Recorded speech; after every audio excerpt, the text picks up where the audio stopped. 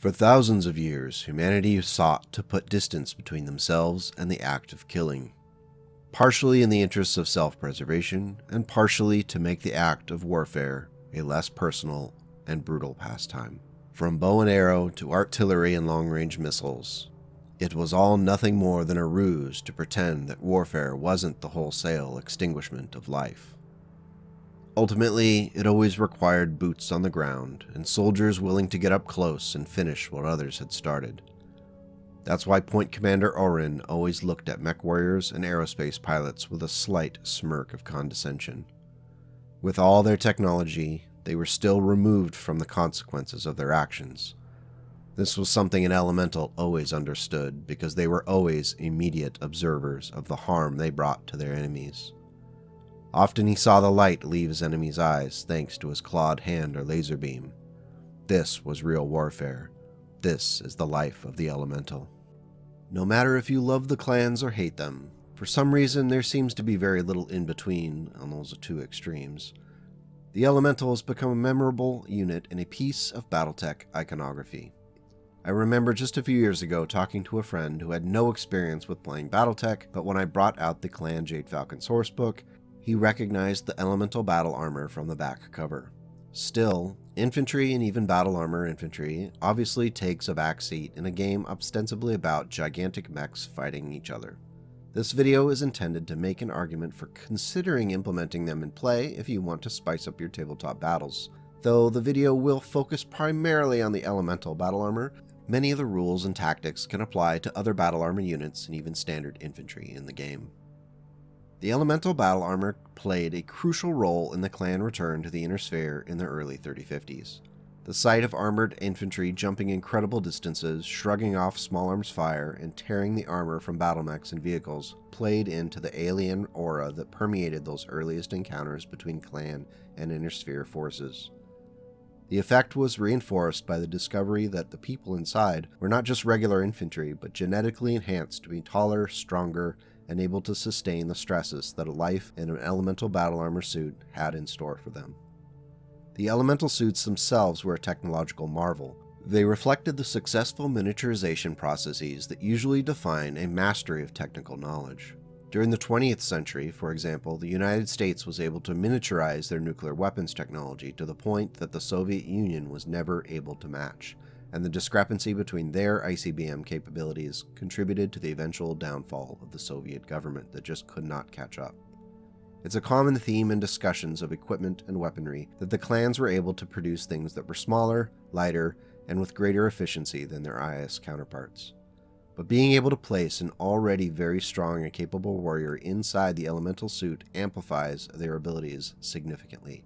Running, jumping, climbing, and standing toe-to-toe with tanks and even mechs when necessary, the elemental cannot be ignored on the battlefield. Victor Ian Steiner Davion labeled the elementals toads, but this hardly does them justice. Many mech warriors have met their end by not respecting the damage potential of a point of elementals attacking from an obscured position. The basic rules for using elementals and other battle army units on the tabletop are pretty easy to handle. For firing weapons, just note that an entire squad has to fire their same weapons at the same target that turn. So for an old school elemental point of 5, all 5 elementals could fire their SRM-2s and their other weapons, be it small lasers, machine guns, flamers, or any other weapons they're deployed carrying. All standard range and line of sight rules still apply, and if the squad point of battle armor are sharing a hex with a mech, the range is considered a 1 for the attacks made on that mech. Anti-personnel weapons are considered a range 0. It's possible for a unit of battle armor to attack multiple targets. They just need to be declared and add that +1 modifier to the 2-hit roll for the second target. In this way, different weapons could be used, flamers on one target, lasers on another, for example, but each of them would have to fall under a single 2-hit roll. So 1 for the lasers, 1 for the flamer. For the non-missile attacks, after a successful 2-hit roll, the attacker rolls a 2d6 and consults the cluster hits table to determine how many of that weapon hit. So you might have all 5 of your elementals shooting your lasers, but they might not all hit. So for example, if my elemental squad fires 5 lasers and I roll an 8 on the table, that means 4 out of the 5 lasers hit their target. It's important to note that after a successful 2-hit roll, there's always going to be at least 1 successful shot no matter what. Each hit gets a separate hit location roll and damage is recorded normally. Missile shots are handled like a standard weapon attack from a mech. Just make sure to multiply the number of missiles launched by each elemental with the total number in the attack. Imagine the horror of a mech warrior of a star of elementals all fired their 2 SRMs at the same time. 2 missiles per elemental, 5 elementals in a point, 5 points in a star, 50 short-range missiles. Not too shabby. Don't forget to mark that ammunition off in your record sheet, and those missiles aren't infinite, unfortunately. For attacks against elementals and other battle armor, a +1 is added to all 2-hit rolls to factor in the fact that they're very small and are very crafty at not being hit by those big mechs plodding around. Any successful attacks on the squad are applied to the armored soldiers randomly. Now this is notable because it's different from Warhammer 40k rules that require you to apply damage to an already damaged unit first. Something to keep in mind for you 40k refugees out there. Roll for each grouping of damage, be it missile or other. Rerolling any time damage would go to a soldier that's already dead. Damage does not transfer from one soldier to another if the hit one dies early. Each elemental or battle armored soldier can be damaged up to its armor value +1. That +1 represents that soldier's physical body, so it's possible the entire suit for the soldier could be destroyed and it would still technically be counted as functional if the soldier is still there. As far as tactics go, I've found it's best to keep elementals out of sight for as long as possible while they close in on their targets. They're going to walk at 1 hex per turn, that's just an infantry thing, but they can jump 3, so consider jumping to be your primary mode from getting from point A to point B. Once close to a target, it's open season with those SRMs and whatever weapons you use in each point. A mixture of small lasers and machine guns works like a charm to chip away at any mech's armor. Mechs that have already sustained some damage can be taken down remarkably quickly by only a couple of points of elementals in close.